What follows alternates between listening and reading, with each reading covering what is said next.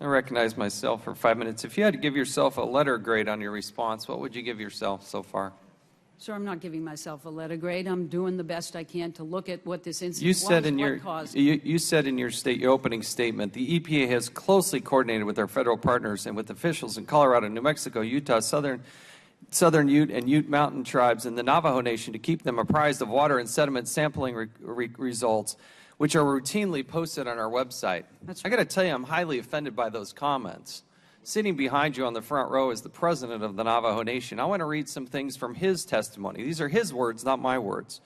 To begin with, the United States Environmental Protection Agency inexplicably delayed notification of the spill to the Navajo Nation. The spill occurred on the morning of August 5th, but the nation was not informed of the release until August 6th, a full day later, and not even by the Environmental Protection Agency, but by the state of New Mexico.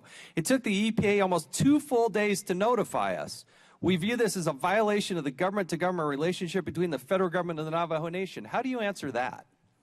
Well, sir, I'm working closely with the president. I have great respect for him. And No, you're not. No, you're not. You took 2 days before you called them. Let me just answer. The call from New Mexico was the way in which we actually do these notifications. We work with states. That's not inappropriate. To put in your statement that you're working closely with the Navajo Nation is totally misleading. Sir. I got to keep going. The Environmental Protection Agency also demonstrated complete lack of transparency. He goes on to say the media was receiving faster and fuller information from the EPA than the Navajo Nation. For example, the New York Times reported the spill hours before EPA provided the nation with the notice of the spill, and media sources reported the EPA confirmed the presence of arsenic on August 7th, whereas the Environmental Protection Agency still had not reported the presence of arsenic to the nation even by Sunday, August 9th. What's your excuse for that? Sir, I have indicated that our notifications could have been better, but the Navajo was given No, you notice didn't. In the your day after. testimony, you said you're working closely with We them. are working You didn't say closely you with screwed up on the communication. Why would it take 2 days? I didn't say that either, sir. I said that we did take a day. I regret that. I wish it had been earlier, but the plume actually didn't reach Navajo until the 8th. So we had time to work with them, and we have been working hard to coordinate with them ever since. Your first call was to the media, not to the Navajo Nation, and I have a problem with that. I did not make any calls, sir, I don't... Why? That's the problem. That's the problem. You didn't make a call. You have a president of the Navajo Nation, and you, personally, don't get involved in this. It's one of the worst spills we've ever had. I did, sir, get involved. Could it have been earlier? When did you call the president of the Navajo Nation? I believe that I went to the site on the 11th and 12th. Well, let's go to the site visit, because the president of the Navajo Nation wanted to visit the site, and you denied him. You would not take him to that site. We quote, this is from the Navajo president, "We requested a tour from the Environmental Protection Agency but faced immediate resistance. Staff indicated they would only take us to the confluence of the Cement Creek and the Animas River." He goes on, but you did not allow them, the EPA would not allow them to go to the site. Why not?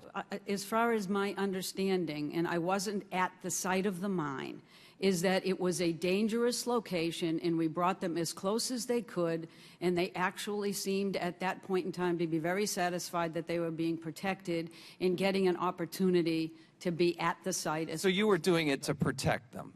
Many times, that is you yourself saw the site in the video.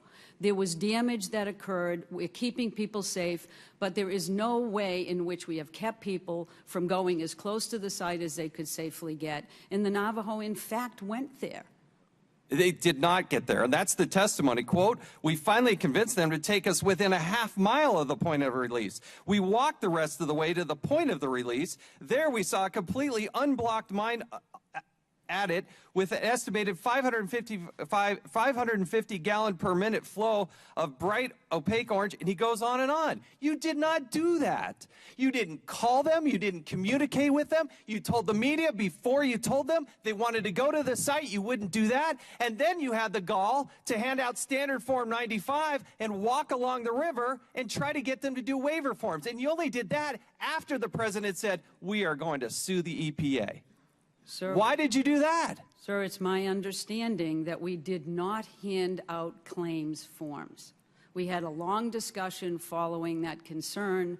and we are now getting claims. You are from not others. telling the truth. Here's the Sorry, quote that's from the my president of the understanding. Navajo Nation. Quote, "It was quick to dispatching staff to the Navajo communities to hand out Standard Form 95 and encourage members of the Navajo Nation to fill out forms to expedite settlement of their claims under the Federal Tort Claims Act and apparently to obtain release from members of the Navajo Nation. But this was only after I, again from the president, announced that the Navajo Nation would be suing the EPA."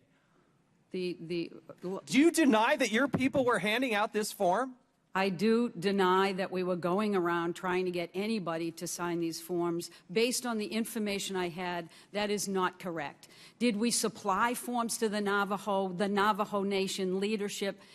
Absolutely, because it is part of an opportunity for individual claims to be made. It is not a settlement or a release form. But we walk through those issues, and I think there's a much better understanding of the process for claims that the federal government has established, and I'm hoping that we can utilize our ability to work with them to recognize the damage that has been done and to fully account for that damage and to compensate for it. That is part of the process. Standard Form 95, I encourage the media and everybody to look at it.